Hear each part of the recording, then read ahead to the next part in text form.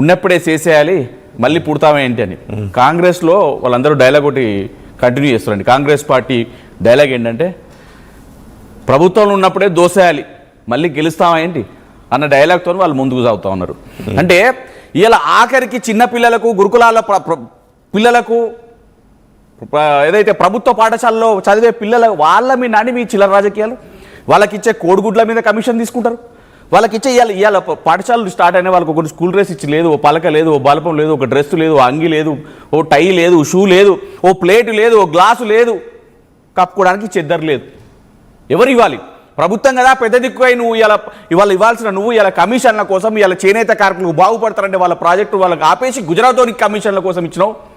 ఎవరు బాగుపడాలి? మనం తెచ్చుకున్న తెలంగాణ ఎవరి కోసం? ఈరోజు తెలంగాణ తెచ్చుకున్నదే మన ప్రాంతం కోసం, మన నీళ్లు, మన నిధులు, మన నియామకాలు, మన ప్రాంతం వాళ్ళ పిల్లలు బాగుపడాలి, అవకాశాలు రావాలని కదా ఈరోజు తెలంగాణ తెచ్చుకున్నాం. అలాంటి ఈ రోజులలో చేనేత కార్మికులకు ఉరేసుకొని చచ్చిపోతారంటే వాళ్ళకి ఆధారంగా కొంత పని ఇవ్వాలని చెప్పేసి ఏదైతే పోలీస్ యంత్రాంగం యొక్క యూనిఫామ్ కానీ పాఠశాల విద్యార్థుల యూనిఫామ్లు ఇస్తే ఇలా వాటిని రద్దు చేసి ఎవరికి ఇస్తున్నావు? గుజరాత్ కంపెనీలకు ఇస్తున్నావా కమిషన్ల కోసం? ఇలా కమిషన్ల కోసం ఆయన గుజరాత్ వాడు పని చేసేది లేదు, బట్టలు ఇచ్చేది లేదు, పిల్లలు వేసుకునేది లేదు, చదివేలేదు, రోడ్డు మీదకి రావాలి. వీళ్ళకి కావాల్సింది ఏంటి? దోసుకోవాలి, దాచుకోవాలనే కాన్సెప్ట్లో ముందుకు సాగుతుంది తప్ప ప్రజాపాలన లేదు. ఎవడు పడితే అటు గురుకులాల్లో పిల్లలు చేస్తే పట్టించుకోలేదు, అశోక్ నగర్లో దిల్సుఖ్నగర్లో విద్యార్థులు ధర్నాలు చేస్తే పట్టించుకునేది లేదు.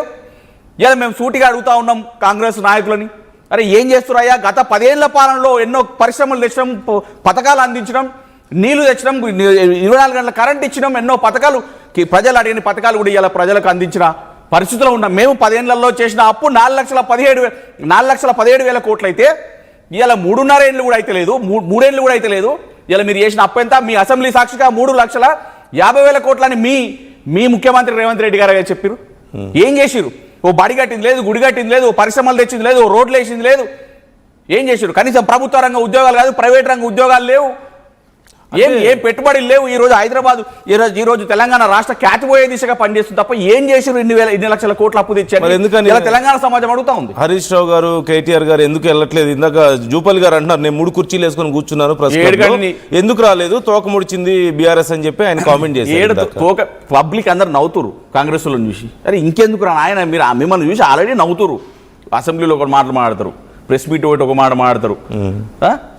అరే మైకులు దొరికినా కానీ ఎట్లా పడితే అట్లా మాట్లాడతాయి. ఎందుకు రాలేదు? ఇందాక ఎవరు రాలేదు? మేము రెడీ ఉన్నామండి. మేము హరీష్ రావు గారు పోయి వేరే కొన్ని సభలలో మీటింగ్లలో ఆయన ఉంటే నువ్వు రానగానే గంటకు పోయి కూర్చోవడానికి రావడానికి మేము ఖాళీగా లేము. మేము ప్రజాక్షేత్రంలో ఉన్నాం, ప్రజల కోసం పనిచేస్తున్నాం, ప్రతిపక్షంలో కూడా ప్రజల కోసం పోరాటం చేస్తున్నాం. మీరేం చేస్తున్నారు? ఈ 7 కమిషన్లు వస్తాయి, ఏం చేస్తాం, ఎట్లా దోసుకుందాం? అరే ఆఖరికి ఆ పిల్లలకు ఇచ్చే ఆ గురుకులాల్లో అక్కడ వాళ్ళకి ఇచ్చే నూనె oil packets, palm oil packet బయట 140 రూపాయలకు ఒక ప్యాకెట్ ఉంటుందండి కేజీ. వీళ్ళు ఇచ్చే టెండర్లలో 240 రూపాయలట, సగం దోసుకుడు మింగుడే. ఆ మసాలాకు సంబంధించిన 500 రూపాయల కేజీ ఏదో ఉంటే 1000 రూపాయలట, సగం దోసుకుడు మింగుడే. ఎన్ల కమిషన్లు వస్తాయి అందులో. ఇట్లా పోతా అంటే భూమి కనబడితే అది ప్రభుత్వం మేము ఇచ్చిన జాగే కదా, SBI సంబంధించిన ల్యాండ్ కానీ ఏదైనా, లేకపోతే ఏదైనా దేవాలయాలు కనబడితే దేవాలయాలకు సంబంధించిన భూములు కనబడతారు. ఇది గుడి గట్టలకి దోసుకుందాం, మనం తీసుకుందాం, వీళ్ళకి వేరే కాడ ఇద్దాం, ఆ భూమి దోసుకుండే. HCA భూములు కానీ ఫార్మాసిటీ అంటారు, భూములు లాక్కుంటారు, లగచర్ల గట్టలో భూములు లాక్కుంటారు, ఈ సిటీ అంటారు, 4th సిటీ అంటారు, ఏది పడితే అదే అంటారు. మూసి అంటారు. ఏమైందండి ముఖ్యమంత్రి DPR వచ్చిందండి ఇప్పటివరకు? మూసి ప్రక్షాళన DPR వచ్చింది ఇప్పటివరకు? DPRలే కొంపలాన్ని గుల్తురు, హైడ్రాని కొంపలాన్ని గుల్చబడుతుంది. అన్ని లేనోనికి పేద బడుగు బలహీన వర్గాలను ఇబ్బంది పెట్టే పని చేస్తున్నారు తప్ప ఏ రోజు ప్రజలకు బాగు చేద్దాం, తెలంగాణ రాష్ట్ర ఖ్యాతి పెరిగే దిశగా చేద్దాం, తెలంగాణ అభివృద్ధి చేద్దాం, తెలంగాణలో పరిశ్రమలు తీసుకొద్దాం, పెట్టుబడులు తీసుకొద్దాం. అరే మేము పలానా చేసినాం, మాకంటూ ఒక బ్రాండ్ క్రియేట్ కావాలి, పలానా రేవంత్ రెడ్డి గారి ముఖ్యమంత్రిగా ఉన్నప్పుడు పలానా క్రియేట్ చేసినాం, పలానా నిర్మించడం చెప్పుకోవడానికి ఒకటి ఉందండి. ఇప్పుడు మీరే చెప్పండి, మీరు గర్వంగా చెప్పుకోవడానికి మీకు ఏదైనా ఉందా? ఏం లేదు.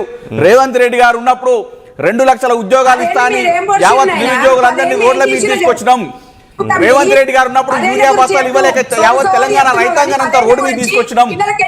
ఈరోజు యావత్ తెలంగాణ రాష్ట్రంలో గుళ్ళ మీద గోపురాలు ఒట్టేసి రేవంత్ రెడ్డి గారి హయాంలో ఒక్క పథకాలు కూడా మేము అందజేయలేదు అని గొప్పగా చెప్పిన పరిస్థితులు ఉన్నది తప్ప ఈరోజు మహిళలకు ఇస్తాను 2,500 లేదు, తులం బంగారం లేదు, ఏ పథకాలు కూడా ఈరోజు ప్రజలకు అందించిన పరిస్థితులు ఈ రేవంత్ రెడ్డి గారి ప్రభుత్వం లేదు.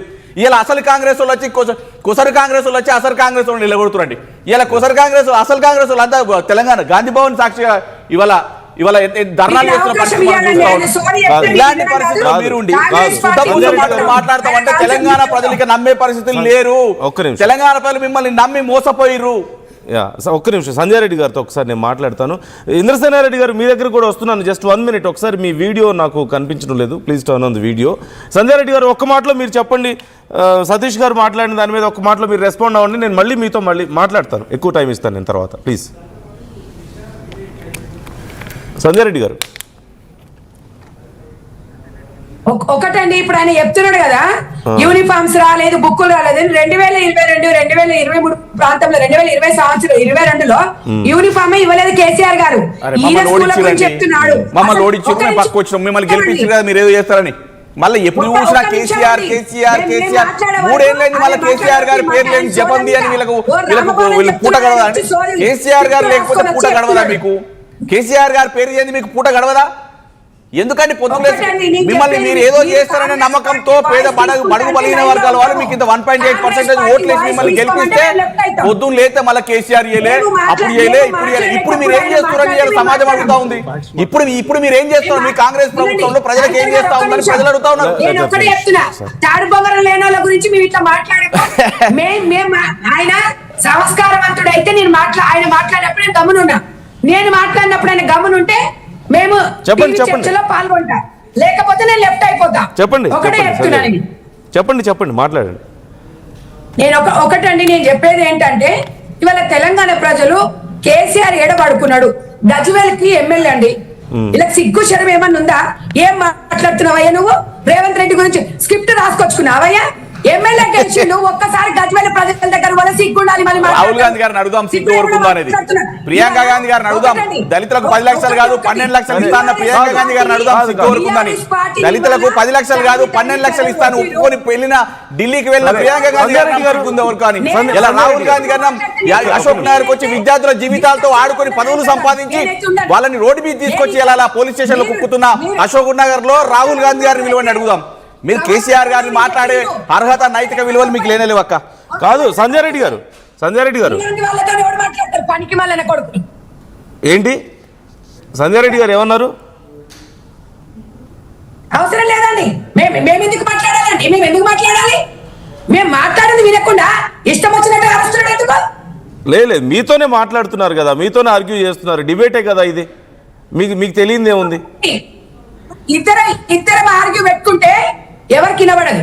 ఆయన చెప్పిన వర్షన్ తర్వాత నేను చెప్తాను. సరే మీ వర్షన్ నేను తీసుకుంటాను. క్లియర్గా మీకు టైం ఇస్తాను. Just give me 1 minute. నేను ఇంద్రసేనారెడ్డి గారితో కూడా ఒక్కసారి మాట్లాడతాను. సో 2 వర్షన్స్ నేను విన్నాను కాబట్టి లెట్ మీ టేక్. ఇంద్రసేనారెడ్డి గారు, సో మీరు చూస్తున్నారు ఆల్రెడీ తెలంగాణలో జరుగుతున్నటువంటి ఈ హైడ్రామా మీకు అబ్జర్వ్ చేస్తుంటారు. బీజేపీ స్టాండ్ ఏంటి ఇంతకీ ఈ విషయంలో? 8 లక్షల కోట్లు మీరు చేస్తారంటే లేదు 3 లక్షల కోట్లు అని వీళ్ళు అంటున్నారు. ఇంతకీ బీజేపీ ఎలా అబ్జర్వ్ చేస్తుంది ఈ మొత్తం ఈ గన్ పార్కు, లేదంటే తెలంగాణ భవన్, ఇవాళేమో ప్రెస్ క్లబ్, ఈ మొత్తం హైడ్రామా